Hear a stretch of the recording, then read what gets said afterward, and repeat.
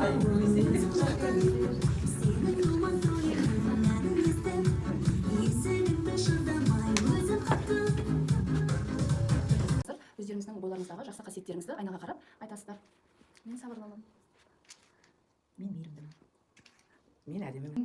Мінездімін. Мен қарапайыммын. Мен салмақты ақылдымын. Мен кез келген нәрсені тез үйреніп аламын. Келесі адамға қарап жақсы жылы сөзімізді айтамыз. Сіз мейірімдісіз. Сіз сұлусыз. Көңілді. Сіздің күлкіңіз әдемі. Сіз сабырлы, мейірімді жансыз. Құрметті ата-аналар, бүгінгі кездесуіміздің тақырыбы адам бойындағы ең асыл қасиеттердің бірі адалдық жайында болмақ. Адалдық адамның ар-ожданы, намысы мен рухының айнасы. Адал адам әрқашан әділ, сенімді және жауапты. Ендеше бүгін біз өз ойымызды ортаға салып адалдықтың мәнін бірге ашайық.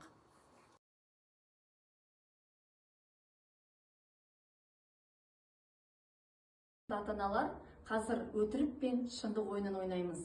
Әрбір топтан бір ата-ана өзінің басынан өткен оқиғасын айтып береді. Екі оқиғаны тыңдағаннан кейін қалғандарымыз қайсысы өтірік, қайсысы шын екенін талқылайтын боламыз. Келдім, содан да біраз үйге келсем, сатушы қыз маған артық ақша беріп қойыпты.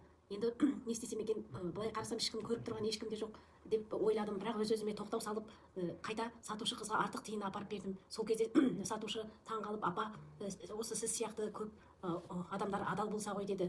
Содан үйге келіп, балама бәрін айтып бердім. Сол кезде өзімді де сондай жеңіл сезіндім. Сосын балама айттым, ешқашанда өтірік айтпа, адал бол деп. Күні жұмыстан үйге кешігіп келдім, және үйде балам күтіп отыр екен.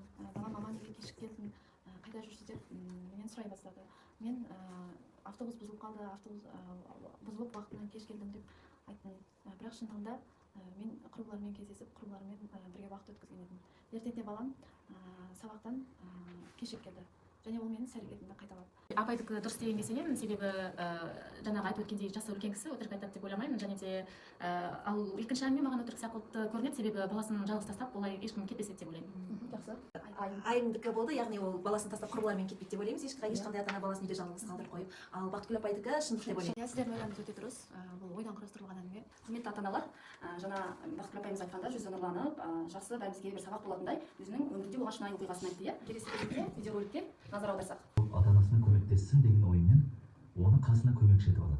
Ерінбей жалықпай етікшіліктің бар қыр-сырын үйретеді. Бала бір күні етікшінің етік жамағанда үнемі жібін түймейтіндігін байқап қалыпты. Аң-таң болған Абзал етікші ұстазынан мұның мәнісін сұрайды. Сонда ол: "Қарағым, етік жамағанда жіпті түймесең, ол етік көп ұзамай қайта жыртылады. Сөйтіп оның егесі оны жаматуға қайта әкелмей ме? Сөйтіп маған жұмыс, бала-шағама нан табылады" депті. Сонда Абзал медреседен алған ізгілік сабақтарын есіне түсіріп үлгереді. "Ағатай, бұл күнә ғой. Адам кәсібіне адал болуы керек емес пе?" Етікші бұл сөзге аса құлақ аспай, "Адалдық адамға нан болмайды ғой" деп жауап бере салады. Бала ұстазымен одан ары сөз таластырып жатпайды. Өйткені ол үлкендердің алдында әдеп сақтау жақсы баланың қызық екенін медреседен оқып біліп алған еді. Күндердің күнінде бала етікшілік кәсіпті ұстазынан кем білмейтін дәрежеге жеткен соң өз бетінше етік тігуге кірісіпті. Бірақ та ол етік жамағанда жіпті түйіп тігеді екен. Арада көп уақыт өтпей шаһар халқы ісін ұқыпты істейтін етікші туралы естіп, жұрттың барлығы соған етік жамататын болыпты. Ал оның ұстазына етік тіктіруге адамдар мүлде келмей қойыпты. Ата-аналар, ертегіден қандай ой түйдіңіздер? Адам бойындағы екі қасиетті жаза кетсеңіздер. Онда мен тура шындық дейсің.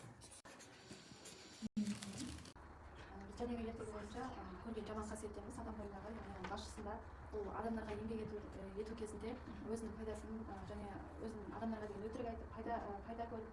Жақсы қасиеттерге келетін болсақ, шындық, баланың шындықты айтуы, яғни олай істеуге болмайды дегендігі, ізеттілік, білімділігі, яғни сол медреседен алған тәлім тәрбиесі, соның көрсетіп жатыр, яғни адалдылығы, яғни жұмысына адал болу керек, шындықты айту керек деген. Адал еңбегін сатқан қол өнерлі қазақтың әулиесі сол болмақ деп Абай Құнанбайұлы ой түйсе, Шәкәрім Құдайбердіұлы мақтан үшін мал жима, жан үшін жи, ғибадат пен адалдық ар үшін жи деп адалдық туралы ой түйген екен.